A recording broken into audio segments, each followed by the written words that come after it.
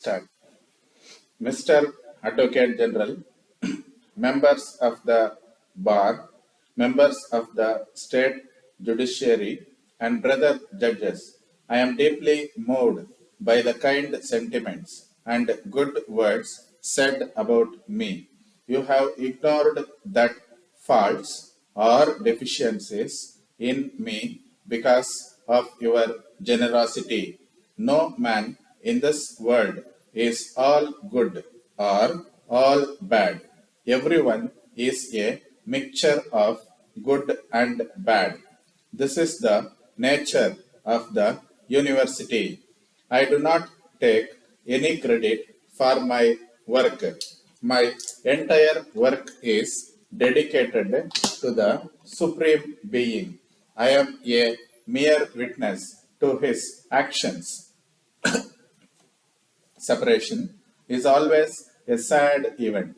I would not be human if I do not feel sorry when my relationships with the High Court ceases. I came here 2 decades ago.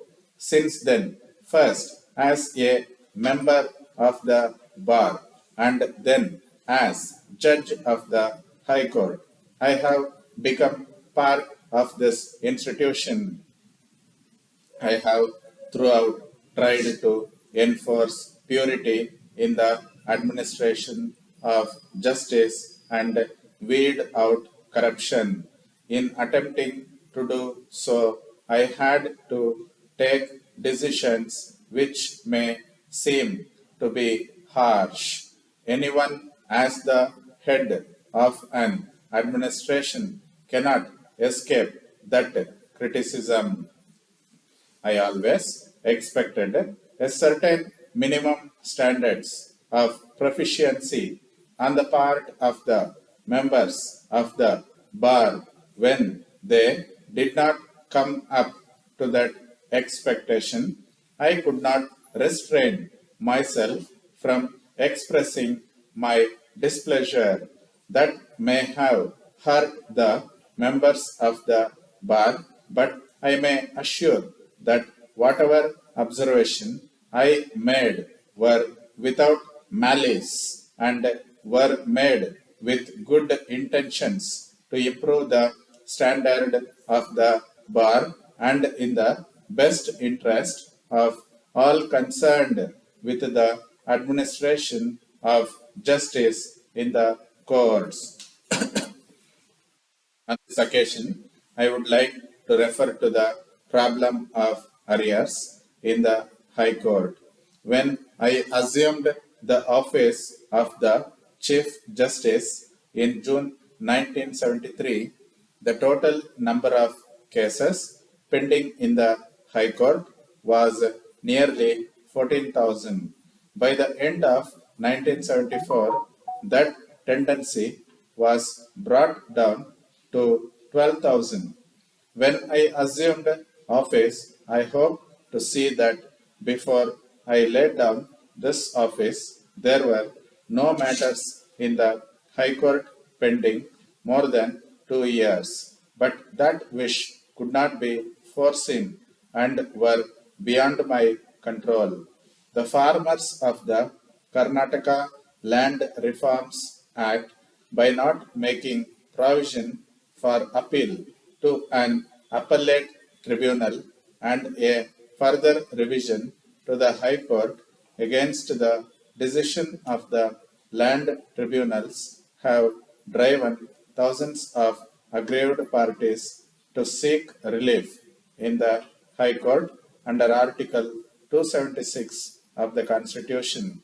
The rate of influx of writ petitions arising under the Land Reforms Act continues, and there is no hope of decrease in their number in the near future unless the Act is amended appropriately with regard to the constitution of the land tribunals and appellate tribunals, and appellate tribunals are set up, and a further revision to the High Court is provided. As I said elsewhere, complete relief cannot be given to the parties in writ petitions. The High Court can merely quash the orders of the tribunals and the matters have to be remitted back to the tribunals. Orders made by the tribunals on remand will be challenged again in the High Court and the matters will have to go back again. I will be failing in my duty if I do not compliment my brother judges who have always cooperated with me and helped me in the discharge of my onerous duties. I must make a special mention of the officers of this court and the members of the staff for having given their fullest cooperation. The members of the state judiciary have extended to me the highest respect and courtesy. Judges and lawyers may come and go, but this institution of the High Court will always remain as a temple of justice, where justice is administered without fear of favor and according to the dictates of the conscience of the judges. It must always be the endeavor of the judges of this court and members of the bar to sustain and strengthen the rule of law. Dear sirs, we are in receipt of your letter of the 15th instant. We are sorry to learn that 3 out of the 15 typewriters sent by us through the National Transport Corporation, Madras, on 10th instant are not working properly. Before packing the typewriters, our engineer had thoroughly checked all the typewriters and only after his certifying that all the typewriters to be sent to you were in perfect condition, we sent you our letter dated the 5th instant stating the typewriters requisitioned by you were ready for dispatch and you might send our representative to check the typewriters before packing for delivery to the National Transport Corporation for being delivered to you. As you are already aware, your representative, Mr. James, visited our showroom at Madras on 10th instant and checked the working condition of all the 15 typewriters in the presence of our engineer only after being fully satisfied that all the typewriters were perfectly in good condition. We directed technical assistant to make arrangements to pack the typewriters carefully and deliver the same to the National Transport Corporation for dispatch to you.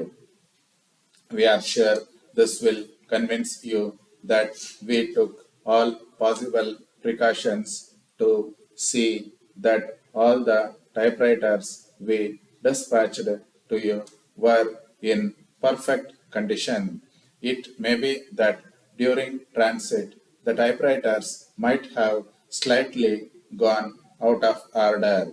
On receipt of your complaint, we have advised our branch manager at Bombay, to whom we are also endorsing a copy of this letter, to repair the typewriters urgently.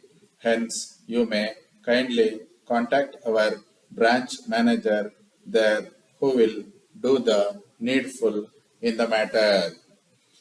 We are very sorry for the inconvenience caused to you in this behalf, assuring you of our best services in future. Yours truly.